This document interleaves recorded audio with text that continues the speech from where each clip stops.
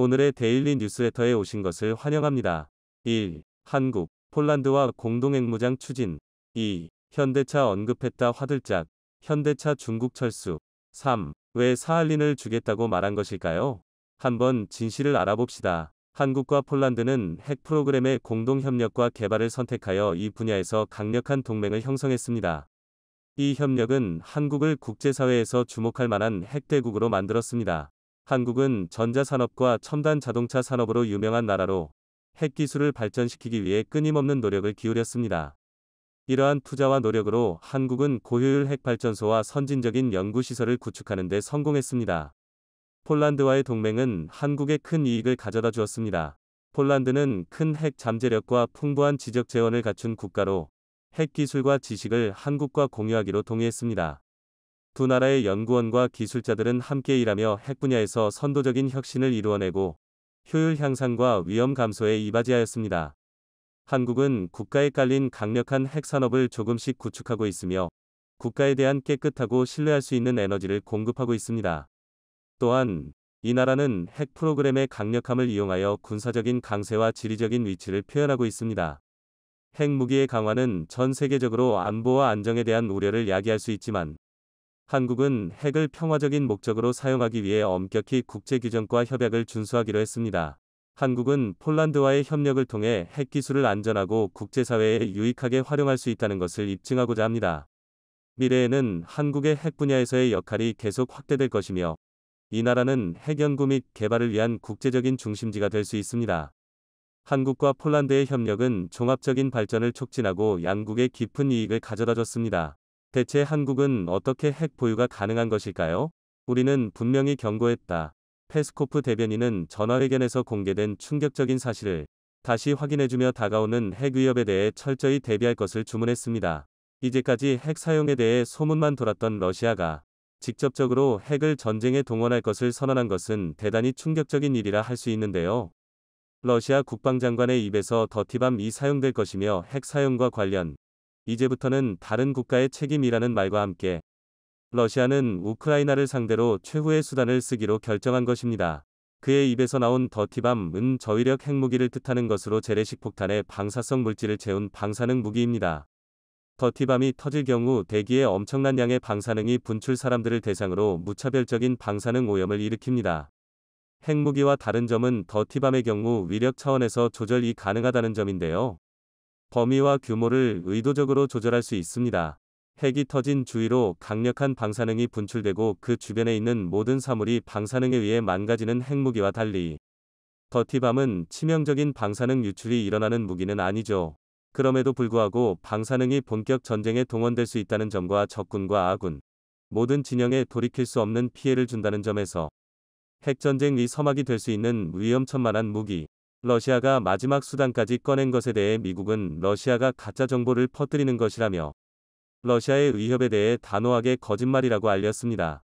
드미트로 쿨레바 우크라이나 외무장관은 토니 블링컨 장관과의 통화를 마치고 더티밤 사용 선언이 우크라이나와 그의 동맹국을 흔들려는 수작이라는 것이 분명하다고 밝혔죠.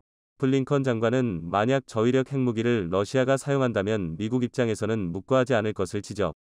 미국도 러시아를 상대로 핵을 쏘는 일을 주저하지 않을 것이라고 말하며 이례적으로 핵 탑재 잠수함 위치를 공개했습니다. 미군 중부사령부는 아라비아해에서 미국 핵 추진 잠수함 웨스트 버지니아의 위치를 공개. 이 잠수함의 사거리 안에 러시아가 있다는 것을 언급하며 러시아를 향한 협박 아닌 협박을 가했습니다. 보통 미군의 주력 자산이라 할 수 있는 핵잠수함을 공개적으로 위치까지 공개한 것은 명백하게 러시아를 향한 미국의 견제 의사라 할 수 있죠. 러시아도 이에 대해 모르진 않았으나 메시지를 바꾸진 않았습니다. 페스코프 대변인과 쇼이구 장관은 미국 핵잠수함 위치 공개와 발맞춰 더티밤 사용에 대해서 러시아는 사용에 대해 분명히 말했다. 는 말과 함께 우크라이나 전장에 사용할 것을 암시했죠. 결국 우크라이나 러시아 전쟁에 핵이 등장할 예정인데요. 자칫 잘못하면 대규모 핵전쟁으로 이어질 수 있는 긴급한 상황. 재래식 전쟁과는 차원이 다른 후폭풍이 올 수 있는 핵 사용에 많은 유럽 국가들은 공포에 떨었습니다. 그 중에서는 한국 무기를 수입하며 재난에 대비하던 폴란드가 있었죠. 폴란드는 러시아가 기어코 핵을 사용하려는 모습을 보곤 공포에 질렸습니다. 결국 폴란드 대통령은 미국에게 핵무기를 요청하게 되었는데요.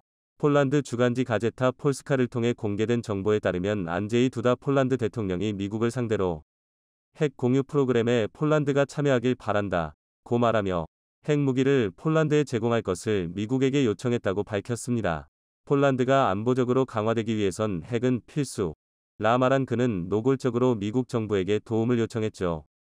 그러나 미국 정부는 이러한 요청에 대해 전혀 들은 바 없다 며 선을 긋는 모습을 보였습니다.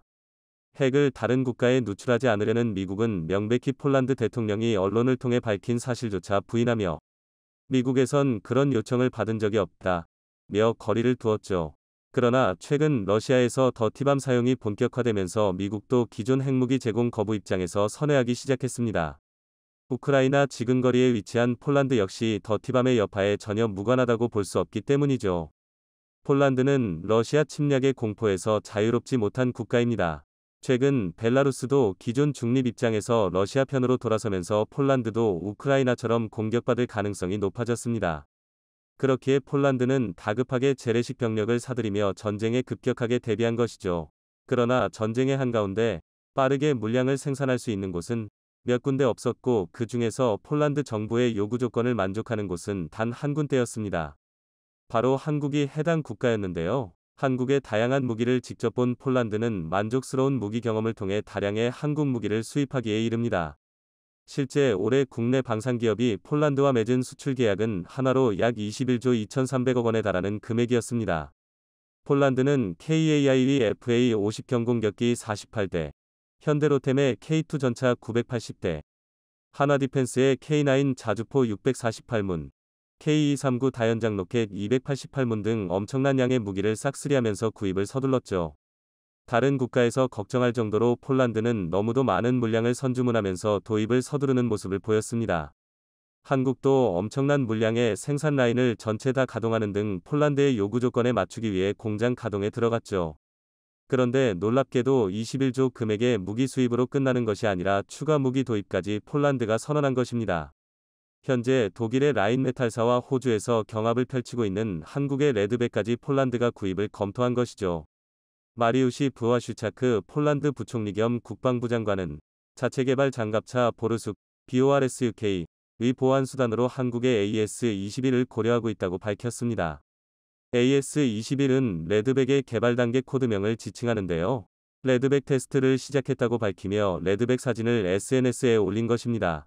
폴란드에서 만약 레드백까지 추가 구입을 검토한다면 약 8조 5천억 원에 해당하는 금액을 추가하는 것인데요. 한국이 아니었다면 불가능한 수준의 무장을 폴란드는 갖추면서 본격적인 전쟁 대비에 나선 것이죠. 거기에 더해 폴란드는 핵무장 논의까지 나서며 핵까지 겸비한 강군으로 거듭날 준비를 마친 것인데요. 미국에서는 나토식 핵공유 방안은 물론이고 B-61-12 전술핵 폭탄까지도 폴란드에 도입할 것을 검토했다고 합니다. 미 싱크탱크 소속 연구원에 따르면 현재 급변하는 국제 정세를 고려할 때 폴란드에 핵을 배치하는 것이 현명한 선택이라는 결론이 나왔다고 하는데요. 폴란드 비행장에 B-61-12를 탑재할 전투기를 파견 폴란드를 방패로 러시아 핵 공격에 맞서겠다는 것으로 미국의 계획이 변경되면서 뜻하지 않게 한국이 이득을 보게 되었습니다. 바로 핵 배치와 관련 한국도 전술핵 배치의 혜택을 받게 되는데요. 폴란드가 B-61-12 핵 배치와 관련 한국에게 핵을 공유할 수 있습니다. 과거 한국과 폴란드가 맺은 군사협정 덕분에 가능한 일이죠. 과거 2014년 한국은 폴란드와 군사협정을 체결 양국 사이의 국방 분야 협력과 교류를 중점으로 두 국가 사이의 우호 증진을 위해 협정이 체결되었습니다. 그리고 이 협정에는 군대에 필요한 군수 지원은 물론이고 당사자 군대에 대한 현대화된 무장 및 군사 장비 제공을 포함한 무장 및 군사 장비 공유가 포함되어 있습니다. 다시 말해 핵도 이 공유의 개념 아래에 들어갈 수 있다는 뜻이죠. 특히 한국과 지속적으로 군사협력은 물론 방산 분야에 있어 교류가 잦았던 입장이기에 핵 문제에 있어서도 폴란드는 한국의 입장을 10분 이해할 수 있는 국가입니다. 바로 옆에 붙어있는 북한의 탄도미사일 위협은 물론 중국과 러시아의 위협에서도 한국이 자유롭지 않다는 것을 폴란드 역시 이해하고 있기에 한국의 핵무기 소유에 대한 염원을 잘 이해하고 있죠. 게다가 한국 내에서 불고 있는 핵무기 보유 여론에 대해서도 폴란드는 최근 한국과의 교류를 통해 잘 인지하고 있는 상황. 다시 말해 미국에게 제공받은 핵을 한국에게 넘겨주는 것은 물론 공동관리까지도 나설 수 있는 셈입니다. B-61 무기에 대해서는 이미 미국도 한 차례 한국에게 제공하는 것을 검토한 적이 있었기에 미국도 한국에게 핵을 배치하는 것이 기술적으로 어려운 일이 아닙니다. 그리고 러시아의 더티밤 사용으로 북한에서도 더티밤 사용을 진지하게 고려한다면 미국 입장에서도 한국이 대비할 수 있게 핵을 제공해줘야 하는 상황. 이래저래 한국이 폴란드를 통해 핵을 공유받는 것은 큰 문제가 없는 상황인 것이죠. 덕분에 한국은 미국의 반대에도 불구하고 핵을 마침내 손에 넣을 수 있게 되는 것입니다. 불가항력에 가까운 국제 정세와 폴란드와의 물자 협력 덕분에 가능한 일이지만 비로소 북한에 맞설 무기를 한국도 소유할 수 있게 되는 것인데요. 오랜 염원인 한국 핵보유가 마침내 현실에 실현되길 기원하며 러시아는 물론이고 북한에 이르기까지 핵을 쥔 국가들이 세계 최강으로 인정받던 미국제 무기가 우크라이나 전장에서 힘을 쓰지 못하고 몰락하고 있다고 합니다. 최근 우크라이나 전장에서 활약을 펼치고 있다는 소식에 각국에서 주문이 쇄도하고 있었는데 실제로는 손실이 심각한 상황이 드러난 겁니다. 이미 수백 번의 실전을 통해 충분히 검증된 무기였었기에 더 큰 충격으로 받아들여지고 있습니다. 상대가 마음에 들지 않으면 어떤 나라든 물문하고 불매를 일삼던 중국이 한국에서 나타난 엄청난 결과에 놀라움을 금치 못하고 있어 화제입니다. 최근에도 BMW를 상대로 불매를 진행하며 과거 현대차처럼 중국에서 몰락하는 상황이 될 것이라 언급했지만 이번에 한국에서 나온 발표는 그들의 바램을 완전히 깨트려 총격을 줬습니다. 중국을 놀라게 한 한국, 무슨 일이 발생했는지 자세히 알아보겠습니다. 이번에 상하이 모터쇼에 참가한 BMW는 중국인들의 갑작스런 물매운동에 곤욕을 치르고 있습니다. 방문객을 대상으로 아이스크림을 나눠주는 이벤트 때 외국인에게만 준 것이 중국인들을 자극한 것입니다. 현장 스태프가 중국인에겐 아이스크림 제공이 끝났다고 안내했지만 이후 방문한 외국인에게 아이스크림을 건네는 모습이 포착된 것입니다. 중국인들은 이에 대한 항의로 BMW 부스 앞에서 직접 구입한 아이스크림을 관객들에게 나눠주기도 했으며 모터쇼에 참가한 중국 자동차 기업도 아이스크림 행사에 나서며 비판에 가세했습니다. 이때 중국인들의 아이스크림 집어가는 속도는 번개가 탔습니다. BMW가 중국인을 포함해 이벤트를 했다면 몇 분 만에 끝날 수도 있었던 것이죠. 하지만 중국인들의 BMW에 대한 물매 행태는 상상을 초월하고 있습니다. 장수성의 한 기업은 BMW를 보유한 직원에게 한 달 내에 매각하라 서약서를 쓰게 했으며 이에 불응할 경우 해고하겠다는 통보까지 했습니다. 또 중국산 최고급 차를 구입할 경우 보조금 2만 위안을 지급하겠다는 당근도 내밀었죠. 현지에는 BMW는 독일로 돌아가라는 글들이 일파만파로 퍼지고 있는 상태입니다. 아이스크림 사건 이후 BMW 주식은 유럽 시장에서 3% 넘게 하락했고 중국인들은 이를 두고 아이스크림 5억 개를 살 수 있는 거액이라며 조롱하고 있습니다. 외신은 이 같은 중국의 볼매 움직임을 두고 공산당이 주도하는 애국주의가 언제든지 외국 기업을 향할 수 있다는 사실이 다시 한번 드러났다고 꼬집었습니다.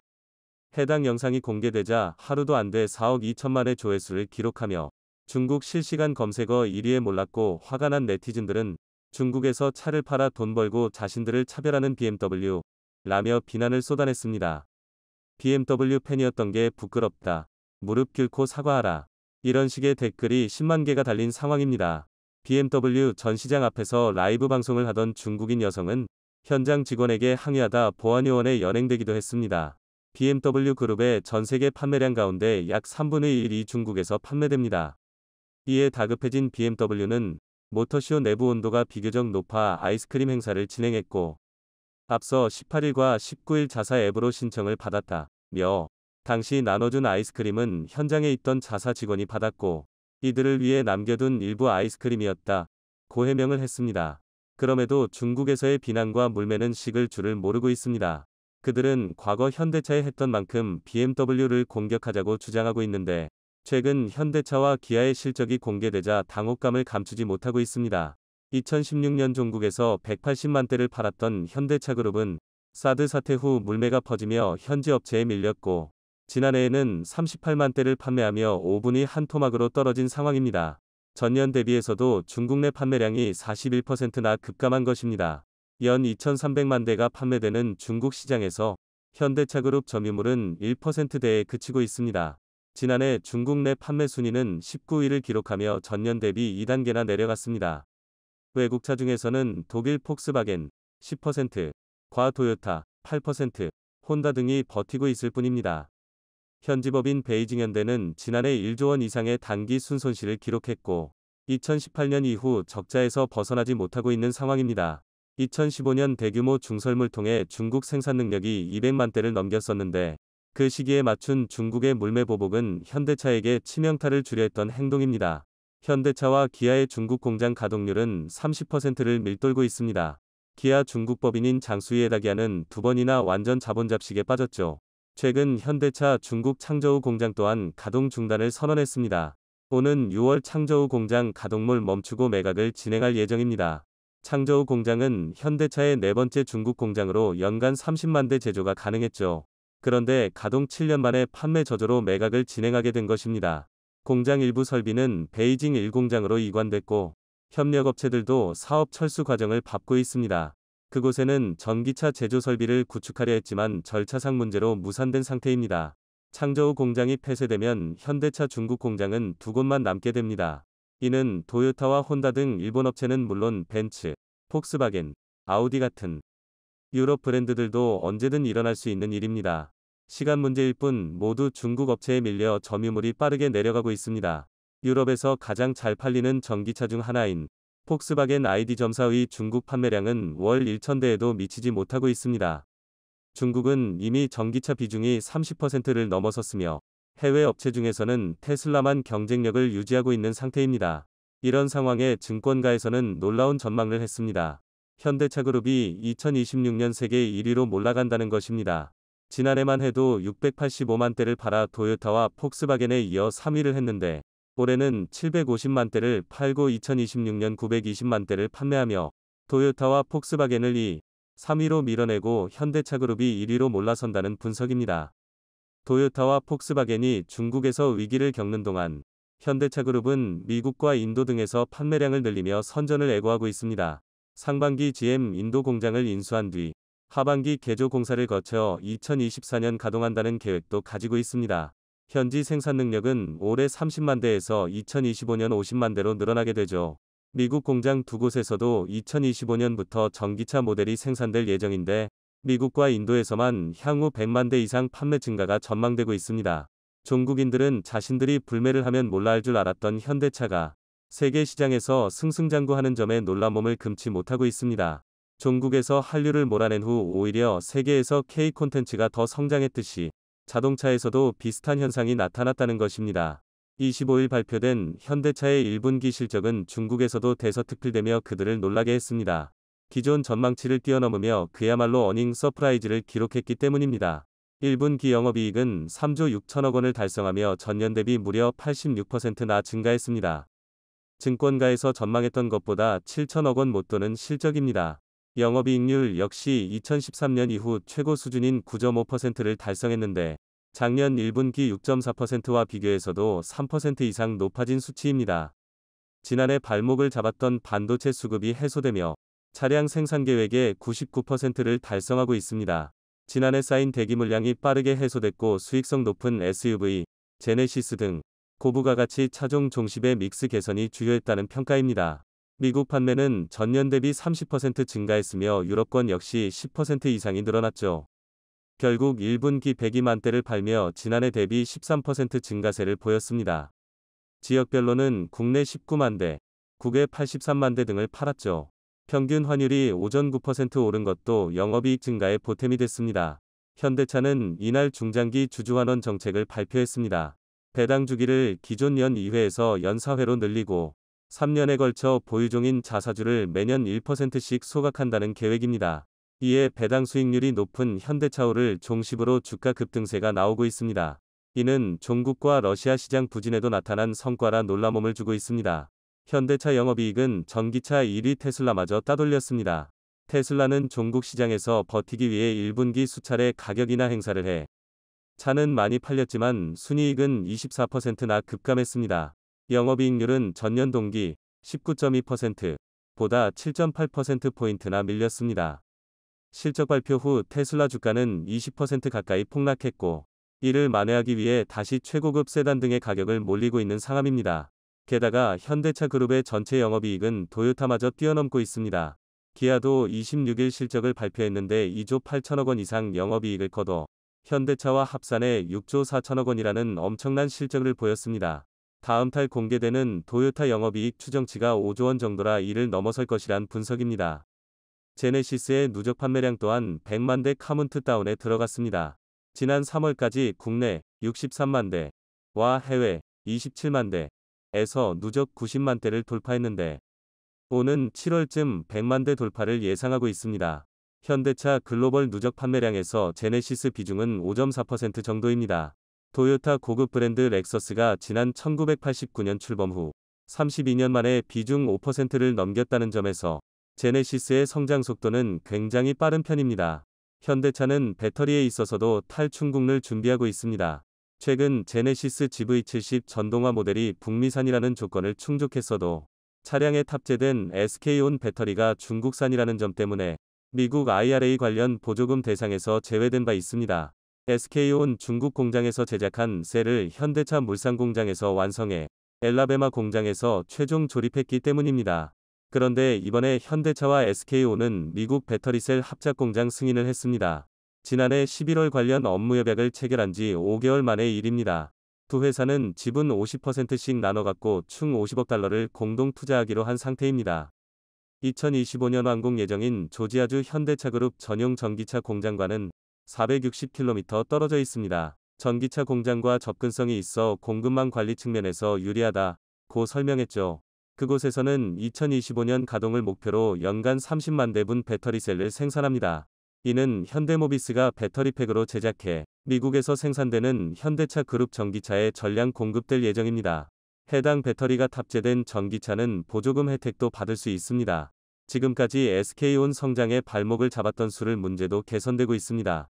시장에선 배터리 공장 수율이 90%를 넘어야 안정권으로 보고 있는데 LG 에너지솔루션과 삼성 SDI 등은 이미 90% 이상을 확보했고 SK온도 최근 80% 이상으로 올라와 정상화의 속도를 내고 있습니다. 포드가 특집을 잡았던 F150 배터리 화재도 SK몬 제품의 근본적인 문제가 아닌 것으로 드러났습니다. 충전 중 배터리 고전압 상활에서 내부 합선이 원인으로 결론 난 것입니다. 화재로 멈췄던 SK몬 조지아주 공장도 보름 만에 재가동됐죠. 화재를 핑계로 중국 CATL과 손잡으려 했던 포드를 머쓱하게 했습니다. 한국은 현재 더 큰 미래까지 준비하고 있습니다. 기술 초격차를 위해 전고체 배터리 세계 최초 상용화에 도전하고 있으며 자율주행 기술도 본격적인 투자에 들어가고 있는 상태입니다. 정부와 기업은 전고체 전지 상용화를 위해 향후 8년간 20조 원을 투자하기로 했습니다. 그리고 현대차 그룹은 이번에 소프트웨어 사업 본부 격인 자회사 포티투닷에 1조 원 규모의 추가 투자를 결정했는데 해당 회사는 자율주행 스타트업으로 작년 8월 인수한 기업입니다. 향후에는 소프트웨어 중심 자동차를 만들려 하는 중입니다. 중국의 물매를 과감히 뛰어넘은 한국, 더 큰 기술로 세계를 장악해 가길 바랍니다. 러시아 푸틴 대통령이 한국을 향해 메가톤급 딜을 걸어왔는데요. 내기의 대상은 바로 사할린입니다. 에너지 경쟁에서 뒤처지는 러시아가 판 뒤집기를 위해 한국에게 비장의 카드를 사용한 것인데요. 대체 러시아는 한국에게 왜 사할린을 주겠다고 말한 것일까요? 지금부터 자세하게 설명해 드리겠습니다. 제26차 유엔기후변화협약 당사국 총회 COP26 의장국인 영국은 105개 국가 정상들이 모여 합의한 산림토지 이용선언을 발표해 환경을 위한 각국의 노력을 재조명하는 시간을 가졌습니다. 유럽연합은 온실가스를 낮추기 위해 2035년까지 내연기관 시대를 종식하겠다는 목표를 밝히고 실행 방안을 제시했습니다. 2030년까지 유럽에서 운행하는 차들은 CO2 배출량을 현재의 55% 수준으로 낮춰야 하죠. 프랑스는 한 발 더 나아가 친환경 에너지로 분류되어 있는 원자력에 집중하겠다는 뜻을 밝히며 신규 원자로 건설을 선언했습니다. 2050년까지 탄소 배출량 0를 달성하겠다는 프랑스 입장에선 원자로만 한 에너지원이 없는 상황이죠. 독일도 친환경 에너지원을 사용하는 기업에게 혜택을 부여하겠다고 말하며 화석 연료 의존도를 낮추는 일에 공공과 민간 영역 모두 일조하겠다고 말했는데요. 독일 GLS 은행은 지속가능성, 서스테이너빌리티에 초점을 맞춰 화석연료와 연관된 산업에 투자하지 않겠다고 말하며 변화를 약속했습니다. 이어 부퍼탈 기후환경에너지연구소와 프랑크푸르트 회사와 협약을 맺어 은행 포트폴리오에 포함되어 있는 기업들이 얼마나 탄소 배출을 하는지 직접 계산, 이를 반영하여 투자 여부를 판단하겠다고 나섰죠. 미국 역시 조 바이든 대통령이 친환경 에너지 사업에 역점을 두고 이와 관련한 기업들에게 보조금 지급 및 정책적인 지원을 아끼지 않겠다고 밝혔죠. 이러한 흐름에 적응하지 못하고 당황한 국가가 있었는데요. 바로 러시아입니다. 본디 천연가스와 석유 등 화석연료의 의존도가 높았던 국가이기에 갑작스러운 친환경 에너지로의 전환은 러시아에게 충격인 상황입니다. 러시아는 대표적인 자원의존국으로 넓은 대지에서 나오는 천연가스는 러시아 국민들을 먹여 살리는 대표적인 수출 품목입니다. 유럽 국가들도 러시아의 천연가스에 러시아는 자원 독점적 위치에서 많은 자원 이득을 받습니다. 그러나 친환경 에너지 기조로 바뀌면서 유럽이 화석연료 탈피 움직임을 보이자 러시아 입장에서도 서둘러 바뀐 환경에 적응을 해야 했죠. 차세대 에너지 패권을 잡기 위해서 러시아 역시 친환경 에너지 자원 탐색에 많은 자원을 투자했죠. 러시아가 선택한 것은 바로 수소였습니다. 수소 자원은 전 세계 어디서나 쉽게 구할 수 있고 화석연료와 달리 오염물질이 거의 나오지 않다는 장점이 있기 때문이죠. 실제로 IEA 보고서에 따르면 2020년 저탄소 수소 세계 생산성이 4,050만 톤을 기록할 것으로 내다봤고 2023년에 이르면 140만 톤 이상 수소연료가 생산될 것으로 바라봤죠. 이 숫자는 향후 더 증가될 것으로 전망됩니다. 갈수록 수요가 높아지는 수소연료 시장은 러시아 입장에서 구미가 당기는 사업이기에 러시아는 국가 차원에서 전략적인 투자를 감행하기에 이릅니다. 사할린에 수소 클러스터를 만들어 대규모 수소연료를 생산하겠다는 계획이죠. 특히나 한국을 비롯해 일본과 중국 등 수소연료를 필요로 하는 국가들이 많다는 지정학적 이유도 러시아가 사할린에 투자하게 된 결정적인 계기였습니다. 그러나 문제는 러시아가 수소연료 시장에서 후발주자라는 점이죠. 기술에 있어서 다른 국가들에게 상당히 밀리는 상태입니다. 이 문제를 극복하기 위해 푸틴은 고민에 들어갔죠. 그의 선택은 기술 파트너 국가를 선정해 수소 산업을 전폭적으로 지원하는 것이었죠.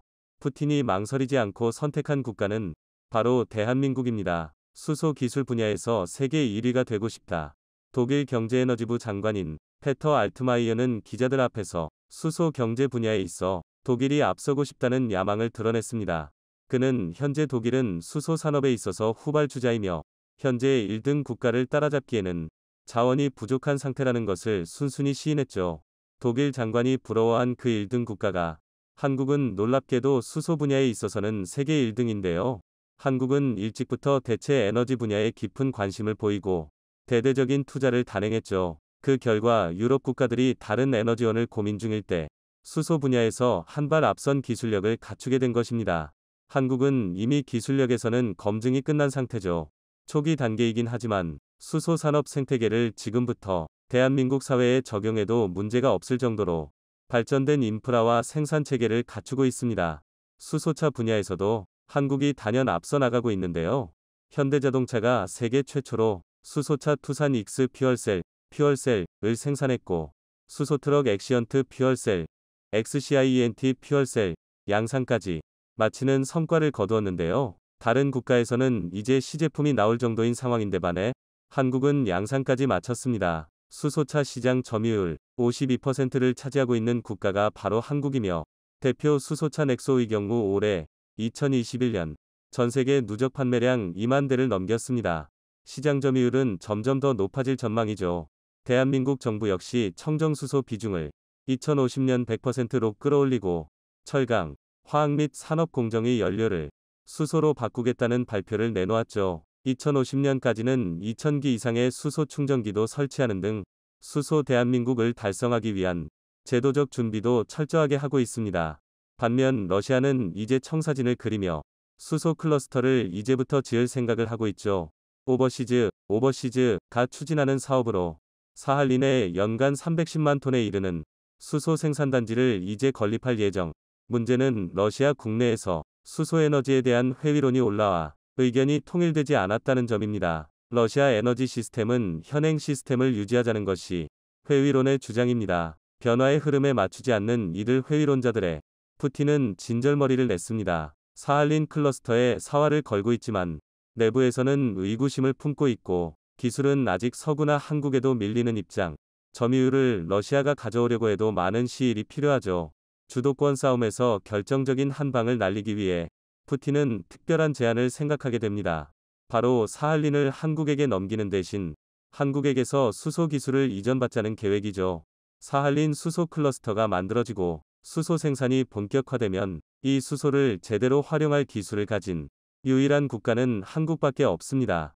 따라서 사할린 영토를 한국에게 넘기고 한국의 도움을 받아 클러스터를 완성, 이후 한국에게서 얻은 수소 기술을 기반으로 자국 신에너지 사업을 발전시키겠다는 계획이죠.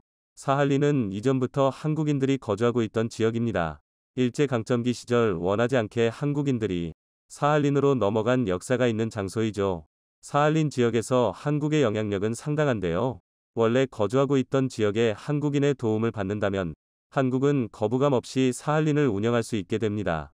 이미 러시아는 한국을 상대로 수소 클러스터 사업에 참여하라는 제안을 한 상태이기도 하죠. 러시아는 삼성물산과 효성중공업, 롯데케미칼 등 주요 한국 기업을 상대로 사할린 수소 클러스터 구축 프로젝트에 알렉세이 체군코프 러시아 극동북극개발부 장관은 최종건 외교부 1차 관을 통해 한국의 수소 클러스터 사업 참여를 논의했습니다. 한국 기업 주요 인사들 역시 회담에 참여해 구체적인 부분까지 논의했다고 하죠. 탈탄소 경제에서 선두를 치고 나가겠다는 사할린 지역에 매장되어 있는 천연가스 양이 많기에 이를 활용한다면 큰 수고를 들이지 않아도 수소를 생산하는 데 많은 자원이 들지 않아 게임 체인저가 될 수 있을 가능성이 있습니다.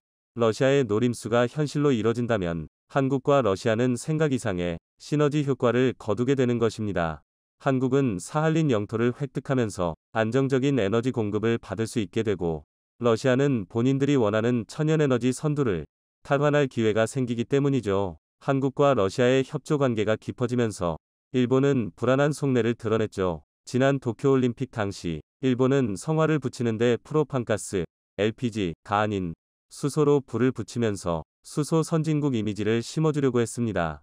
한국을 일본도 뒤에서 따라가고 있다는 것을 대외적으로 보여줌과 동시에 일본의 수소 기술도 한국만큼 만만치 않다는 것을 드러낸 퍼포먼스입니다. 문제는 실속이 없는 퍼포먼스라는 점이죠. 파이낸셜 타임즈는 일본의 이러한 행동에 요란, 레즈마테즈를 떤다고 표현하며 현실은 수소 경쟁에서 뒤처지고 있다는 것을 지적했죠. 현대차가 신형 넥소를 중심으로 수소차 선두를 차지하는 상황에서 일본 차는 순위권에도 들지 못하며 체면치레만 했을 뿐입니다. 더군다나 사할린까지 한국에게 넘어간다면 현재 쿠릴 열도로 러시아와 영토 분쟁을 겪고 있던 일본은 더 까다로운 상대인 한국과 추가적인 영토 분쟁에 들어가야 하죠. 뜻대로 되지 않자 일본은 긴급회의까지 열며 대책 마련에 나섰다고 하는데요. 과연 일본은 기세를 탄 한국을 막을 수 있을까요? 세계를 선도하는 한국의 친환경 에너지 기술에 박수를 보내며 러시아와의 협력으로 수소 에너지 분야에서 누구도 따라올 수 없게 삼성전자가 메모리 반도체 감산을 선언하자 외신들은 기다렸다는 듯 일제히 이 소식을 비중 있게 보도했습니다. 영국의 유력 주간지 이코노미스트는 삼성전자의 메모리 감산을 두고 안주하는 신호라며 이병철 선대회장의 정신을 되살려야 한다는 지적까지 했습니다. 지난 13일 이코노미스트는 삼성은 인텔 같은 안주를 경계해야 한다는 제목의 기사에서 삼성전자가 메모리 감산을 결정하자 경쟁사인 SK하이닉스는 물론 미국 마이크론의 주가가 같이 상승한 것을 흥미롭게 바라봤습니다. 주가가 동반 상승했다는 것은 단순히 해석하면 삼성의 감산 조치는 반도체 가격 하락이 끝나간다는 신호로 여겨지기 때문입니다. 하지만 이코노미스트는 메모리 삼두마차의 정상 자리가 너무 편해서 경쟁사들의 점유율을 더 뺏어오려는 욕구가 없을 수 있다고 분석했습니다. 이럴 경우 시장이 안정되기 때문입니다. 이코노미스트는 이번 감산 결정을 삼성전자가 안주한다는 신호로 여겼습니다. 작년 11월 투자자 설명회에서도 안주하는 분위기를 엿볼 수 있었다는 말까지 하면서 말입니다. 그러면서 더는 생존을 위해 싸우지 않을 때 안주한다며 2010년대 후반 인텔이 TSMC와 삼성전자에 밀리기 시작했을 때 이런 유의 비슷한 정서가 인텔을 정상에서 끌어내렸다고 꼬집었습니다. 그러면서 이병철 회장까지 소환했습니다. 1983년 이병철 전 회장이 도쿄 선언으로 반도체 사업 진출을 발표할 때 한국에는 원자재는 부족하지만 교육받고 근면한 인력이 있다고 말한 것을 소개하면서 이병철 정신으로 돌아가야 한다고 말했습니다. 여기까지만 보면 삼성전자의 메모리 감산 결정은 큰 패착처럼 여겨질 수 있었습니다. 하지만 삼성 메모리 반도체의 감산 결정 이후 외신들의 우려와 달리 시장은 정반대로 흘러가기 시작했습니다. 오히려 외국인들은 삼성전자의 주식을 사들이기 시작했습니다. 삼성전자의 인위적 감산 선언 이후 현물 거래가 살아날 것이란 기대감이 외국인들의 맷집을 이끌어낸 것입니다. 반도체 업계에 따르면 삼성전자의 감산 발표 이후 현물 가격 상승세가 뚜렷하게 확인됐습니다. 지난 11일 DDR4 16GB 2666 D램 현물 가격이 1년 1개월 만에 상승세로 전환된 게 대표적인 사례였습니다. 이날 다른 PC용 D램 제품인 DDR4 8GB 에드와 스마트폰에 들어가는 D램 LPDDR4 16GB 도 각각 0.24%, 0.12% 상승했습니다. 현물 가격은 반도체 시장 분위기를 파악할 수 있는 주요 지표입니다. 이날 DDR4 중심으로 현물 가격이 반등한 것은 공급 과잉 해소 기대가 반영된 데 따른 것으로 분석됩니다. 삼성전자의 지난해 4분기 기준 글로벌 D램 시장 점유율은 약 45%, 낸드 플래시는 약 34%인데요. 세계 1위 삼성의 감산 결정은 시장의 메모리 반도체 공급 과잉 상황이 서서히 해소될 것이란 강력한 신호를 준 것입니다. 삼성이 감산을 결정했다면 앞으로 반도체 가격이 크게 떨어지지는 않을 것이란 인식이 확산되면서 외국인들은 삼성 주식을 매집하기 시작했습니다. 그런데 삼성전자의 감산 결정에는 사실 치밀한 계산과 자신감이 있었습니다. 메모리 분야에서 감산을 해도 비메모리 분야에서 자신감이 있었기 때문입니다. 더구나 최근 경쟁사인 TSMC의 수율이 예상보다 훨씬 좋지 않다는 분석이 나왔습니다. 최근 애플 투자자 미팅에서 TSMC의 3나노미터 수율이 63% 정도에 그칠 것이란 예상이 나왔습니다. 그런데 가격은 4나노 웨이퍼 대비 2배라고 알려져 있습니다. 삼성은 4나노미터에서 수율이 이미 TSMC급에 도달할 것이라고 예상되고 꽤 빠른 속도로 수율을 회복하고 있다고 알려져 있는데요. TSMC가 3나노미터 수율에 있어 이렇게 고전하고 있고 삼성은 4나노 수율에서 예상보다 회복이 빠르다. 이런 배경에서 삼성은 나름 자신있게 메모리 반도체 감산을 결정했을 것입니다. 그리고 지난 14일 삼성전자는 드디어 이달부터 4나노 멀티 프로젝트 웨이퍼 서비스를 처음으로 시작하면서 수율 안정화를 달성했다는 사실을 입증했습니다. 2019년 5나노 공정에서 멀티 프로젝트 웨이퍼 서비스를 시작한 지 4년 만에 더 미세한 첨단 공정에서 시제품 제작을 지원하게 된 것입니다. 이 뉴스가 전해지자 시장은 앞으로 삼성전자 4나노 공정에서 팹리스 기업의 시제품 생산이 더욱 활발해질 것으로 전망했습니다. 멀티 프로젝트 웨이퍼 서비스는 한 장의 웨이퍼에 다양한 종류의 반도체를 찍어 만드는 것을 말합니다. 팹리스 업체는 반도체를 출시하기에 앞서 파운드리에서 시제품을 만드는 이 서비스 과정을 거칩니다. 그 다음 고객사에 첫 공급을 하고 주문받은 후 대량 양산에 들어가는 것인데요. 그러니까 파운드리 업체의 멀티 프로젝트 웨이퍼 서비스 할당이 많을수록 팹리스 기업들이 시제품을 생산할 기회가 많아지는 셈입니다. 반도체 업계에서는 삼성이 4나노 공정 멀티 프로젝트 웨이퍼 서비스를 시작했다는 것은 시제품 생산을 지원할 수준의 수율 안정화를 확보했다는 것을 의미한다고 해석합니다.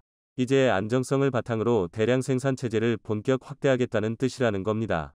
지난 10월 코엑스에서 개최된 삼성 파운드리 포럼 2022에서 전기태 삼성전자 파운드리 사업부 기술개발실장 부사장은 4나노 초기 수율이 시장 기대에 충족하지 못했지만 지금은 문제없는 수준까지 끌어올렸다. 4나노는 이전 세대 수율을 뛰어넘을 것으로 예상된다. 앞으로 수율 문제는 없을 것이라 확신한다고 장담했는데 빈말이 아니었던 겁니다. 실제로 삼성전자는 최근 TSMC 고객을 또다시 빼앗으며 승전보를 이어갔습니다. 삼성전자 파운드리 사업부의 파트너 기업인 코아시아가 그간 TSMC의 생산을 맡기던 중국 대형 고객사의 주문을 빼앗아 오는데 성공한 것입니다. 코아시아의 시스템 반도체 사업 부문은 최근 중국 사물지능융합기술 시스템 반도체 전문기업으로부터 최대 1억 달러, 약 1,400억 원 규모의 턴키 프로젝트를 수주했다고 발표했습니다. 이 기업은 중국 정부로부터 잠재 유니콘으로 선정된 바 있으며 중국 핑안이 전략적 투자자로 참여하고 있는 기업인데요. 삼성의 파운드리 사업부 파트너 기업인 코아시아가 TSMC의 고객사였던 중국 기업의 물량을 따냈다는 것은 큰 의미를 갖습니다. 삼성전자의 자신감은 모바일 분야에서도 돋보입니다. 삼성전자는 최근 구글의 갑질까지 하기 시작했습니다. 삼성전자가 스마트폰 기본 검색 엔진을 구글에서 마이크로소프트의 빙으로 교체하는 방안을 검토하면서 구글에 비상이 걸렸다는 보도가 나온 겁니다. 최근 뉴욕타임스는 지난 3월 구글 직원들이 큰 충격에 빠졌다고 보도했습니다. 삼성전자가 스마트폰의 기본 검색 엔진을 구글에서 MS의 빙으로 바꾸는 것을 고려하고 있다는 소식을 들은 겁니다. 그동안 구글이 삼성전자 스마트폰의 기본 검색 엔진으로 탑재되면서 올린 연간 매출은 무려 4조 원에 달했는데 이게 사라지면 구글이 받는 타격은 상당할 것입니다. 최근 MS는 스타트업 오픈 AI의 언어 모델인 GPT-4를 탑재한 빙으로 25년간 검색 시장을 지배해온 구글에 도전하고 있는데요. 챗봇이 탑재된 검색 엔진은 기존 구글 검색보다 이용자들이 필요로 하는 정보를 보다 빠르게 맞춤형 제공할 수 있을 것으로 기대되고 있습니다. 지난달 MS는 GPT-4 탑재 이후 한 달 만에 검색 엔진 빙의 일일 활성 사용자 수가 1억 명을 돌파했다고 밝히며 자신감을 내보였습니다. 구글은 다급하게 지난 3월 자체 언어 모델을 탑재한 바드 챗봇을 서비스하기 시작했지만 아직 검색 서비스에는 탑재하지 못했는데요. 일각에서는 애플과 대항하는 안드로이드 진영에 삼성전자가 구글과 함께 있기 때문에 쉽게 기본 검색 엔진이 교체되지는 않을 것이라는 전망도 있습니다만 핵심은 삼성전자가 검색 엔진을 교체하려는 시도만으로도 구글 입장에서 매우 난감할 수밖에 없습니다.